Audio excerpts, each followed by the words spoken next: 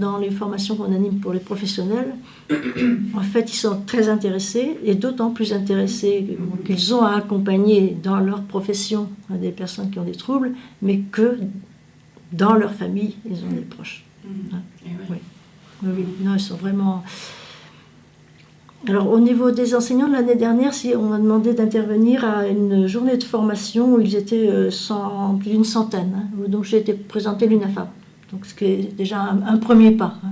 Mais grâce effectivement à cette personne qui a une sensibilité, donc, qui pense que c'est important que les enseignants sachent à qui on peut s'adresser. Mais aussi, la maison des adolescents peut être une porte facile à ouvrir pour les enseignants. Si effectivement c'est un lieu d'information. Mais c'est évident que dans chaque classe, il y a peut-être un jeune qui est en souffrance.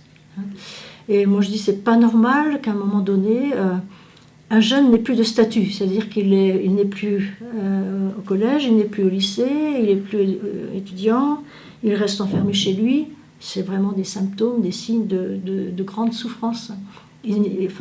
Initialement, les symptômes révèlent une très très grande souffrance, mais qui peut passer inaperçue dans certains cas, mais dans d'autres cas non.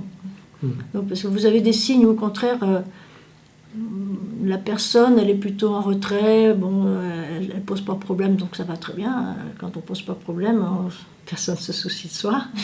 Et au contraire d'autres qui vont poser problème. Quand un jeune, voire un enfant pose problème, il faut vraiment essayer de voir d'où vient la souffrance. C'est vraiment, le plus souvent, il y a une souffrance qui n'est pas connue, ou qui n'est pas reconnue, et qu'il faut vraiment... Alors, on est quand même dans une société très, très stressante. Dans tous les témoignages que l'on peut récolter, la première décompensation est liée à un stress. Alors, quand on dit stress, c'est l'échec scolaire, l'échec amoureux, un deuil dans la famille, c'est un peu... Et puis la prise de cannabis, drogue, qui peut provoquer une décompensation. Et là, il faut être très vigilant, effectivement. C'est pas parce qu'il y a eu une première décompensation qu'il y en aura d'autres. Mais il vaut mieux, effectivement, lorsqu'il y a des symptômes, plus ils sont traités tôt, mieux ça vaut. Et je dirais que même c'est presque plus facile quand les jeunes sont mineurs, parce qu'effectivement, la famille peut les accompagner, alors que lorsqu'ils sont majeurs, il y a le secret médical, il y a la personne, elle est majeure, donc on ne dit rien à la famille. On n'explique pas. Le minimum serait d'expliquer. Alors que quand vous allez à l'hôpital accompagner quelqu'un qui souffre d'un cancer, etc., l'équipe de soignants vous parle. Alors que là, non. Encore, des familles ressortent de l'hôpital après avoir fait une hospitalisation sans consentement, par exemple, mais complètement perdues. Complètement perdues.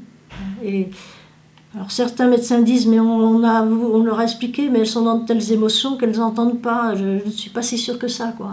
C'est que, effectivement, il y a des émotions très fortes, de dire, voilà, je signe un papier demandant que mon fils, ma fille soit vraiment dans un lieu fermé, un lieu de privation de liberté. Il y a des familles d'ailleurs qui refusent de le faire, et qui ne le font pas, malheureusement au détriment même de la santé de leurs proches. Ou alors c'est éventuellement le médecin qui le prend en charge aussi et qui voit qu'il y a un péril imminent, et on peut aussi être mise en soins sans consentement via le péril imminent pour la personne ou l'entourage.